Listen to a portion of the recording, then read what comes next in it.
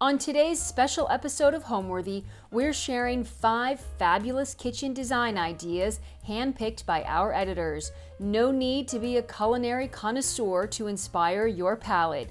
Just enjoy the punchy patterns and rich hues in these breathtaking kitchens by a few of our favorite tastemakers. Enjoy! You're watching Homeworthy, where we believe every home has a story.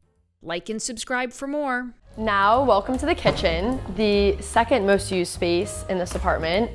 I cook a lot. I cook mostly every single night, as does my husband. His father is a chef from Paris, and so we're always cooking, entertaining, and he's kind of inspired us to do so.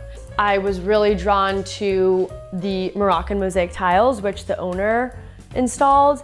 That was another inspiration behind the mustard sofa, because it kind of like, again, you go from the kitchen, the dining room to the living room, and it all kind of intertwines and tells a story. So again, another nod to the English aesthetic, where it's more so a fusion of, like a family room space with a kitchen. I wanted to instill that here, where I had the skirted console, very British, but also sure way for added storage. As you can see, I put a ton of stuff down here, a little bit of a hoarder. I have my microwave. I have additional jars and vases that I'm not using. I have my wine refrigerator right here. And I basically did this by building a wooden base, super easy, from Home Depot. And then I just had my upholsterer create this Velcro, so it's an easy, on either side, 2-panel opening if you need more access. I fabricated a glass top, so it's easy to clean. You don't have to worry about the top of the fabric getting damaged. And this definitely lends itself more to a sitting room vibe than just a kitchen. Added this chair also to kind of tie in that vibe and that aesthetic. And I just found this pillow really fun. I'm a dog lover, as you can see. I have all my dog stuff here. The dogs are downstairs, otherwise their barking will ruin the video. These pieces are toile flowers from Get the Gusto in Florida. I love all of their pieces. The person that runs the store has such an amazing eye, and it's a large-scale space, from antiques, large-scale furniture to more decorative accents, which you can see here. And I really liked how this tied into the topiaries. Instead of having a sole topiary here, which felt kind of bare, I kind of like to do something a little bit more whimsical and fun. So we're in the kitchen, obviously. This was the dining room before we remodeled. I mentioned this earlier, but I love the size of the kitchen because it is, it's not vast and expansive. It's very intimate, and I feel like it's ended up being a real charming space. It allowed me, because of the size of it, to wallpaper every single wall, and I absolutely love it. We added windows here. We added a door over here to access our front patio. So I love having this breakfast nook right here off of the kitchen. We use this space all the time. Every night when we're eating dinner, we just move right from the kitchen over here. So we've ended up really enjoying it. So I did a banquette, a very long banquette, obviously, because I wanted our family to be able to come in and everybody pile in on the banquette, especially the dogs.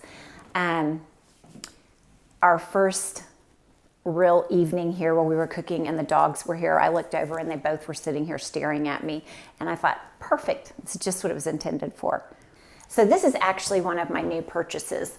I have been looking at this piece of art for a few years because the first time I looked at it made me laugh so hard. And I was so excited when I had the perfect spot for it in the kitchen. And my hope was it would make other people laugh when they came in and looked at it, and it works. The range was really what started the palette for my kitchen. I had a La Cornue in my last home in the classic black. Absolutely loved how it performed and knew I wanted to have one again. But I wanted one of the fun colors that they make now.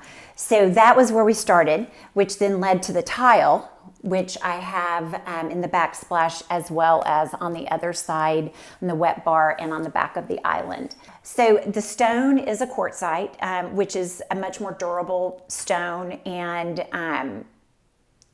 I did it in a honed versus the polished. And what I do love about it is there is a little bit of a warm gray in the tile, and I feel like it picks that up, so the palette's really nice mixed together. Another thing that I love that we had in our last house is the coffee system. We are big coffee drinkers, and one of the things I love about this space is we get our coffee in the morning, and we love to come out here and sit and enjoy it, or at least I should say once it's not so hot out. So the kitchen is really the part I redone completely when we bought the apartment. I wanted something very industrial. So this is, I think, also part of my culture and who I am. A kitchen for me, it's like inox. It's like what I have in my pastry lab. So it's very simple and professional. So I'm vegetarian, so I try to not cook so much meat and fish. But of course, for the kids, I try to do it a little bit. But so very specific one, very good one. I like things simple, like grilled fish and vegetables, chicken and roasted potato, large salad. I love to play with salad, so I could have tons of recipes of salads. And I love also with all the vegetables. So little by little, I try to learn and add spices and everything and to play with it. On Sunday night, we have a tradition. It's pasta night. So not every pasta. It's like the pasta my mom used to do with cream and butter and cheese, so it's super heavy, but it's so good. And my two brothers, they do the same thing with their family. So it's really like something we have in the family. We share at the Sunday menu at night. What's the secret recipe? It's a lot of butter. A lot of butter, a lot of cream, a lot of cheese. So French. I think I have art everywhere, but small pieces, not a big deal, but I have my small Andy Warhol just watching me. I bought this package of cereal with cows for my kids, and I don't want them to touch it, so they don't really understand, but I just love the packaging. Yeah, I try to play also with all the tableware. I love tableware, so I have very classical one, more fancy one. So these are my Barba Papa. Barba Papa, it's a cartoon for kids, a French one. It's like you translate, it's like a cotton candy. So it's a family of Barba Papa. You have the mom, the dad, and all the kids. They all have different colors and different shape. They could transform themselves, and it's the most famous and beautiful cartoon for kids. And I brought it from France. It's my small Barba Papa from Paris. It's a drink. It used to be a drink. Now, not sure you should drink it anymore, but I just like the shape, and it's cute. And twins again. I have a lot of twins in the house. So from the entryway, I have direct views into the kitchen, which is great, except that it's not if you have a mess in your kitchen. So I knew that the kitchen was the thing that you see when you walk in. It had to be special. So what I've done is installed this beautiful Cambria countertop, black and white. It was a bold choice, but also I'm hoping that it wears well with time because it's black and white and it's a timeless color choice. We have this koi or dolphin koi table below, which adds a lot of charm and character. We have some Serena and Lily chairs that are probably the only kid-friendly fabric in the whole house, if I'm being honest. And what's interesting about this, there used to be a 90s railing to the next room. So we removed that, we built a built-in bench, and we scooted everything this way a smidge. That way we were able to extend our island as well, which has been great. We use the island for all sorts of daily activities, homework, cooking, all the things.